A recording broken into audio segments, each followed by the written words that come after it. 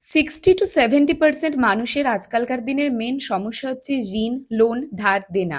একটার পর একটা বেড়েই চলেছে, কিছুতেই পুরোপুরি বন্ধ করতে পারছো না, শোধ করতে পারছো না, ইএমআই দিতে পারছো না। তো এরকম অবস্থায় সবসময় জেমস্টোন বা ক্রিস্টাল পড়াও সম্ভব হয় না।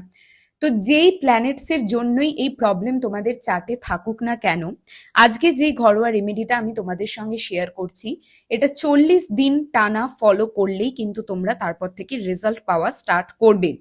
রেমেডিটা একটা মন্ত্র, গণেশজির মন্ত্র দেওয়া থাকবে, এমন ভাবে চ্যান্ট করতে হবে যাতে 40 দিনে 11,000 বার কাউন্ট তোমরা কমপ্লিট করে নিতে পারো।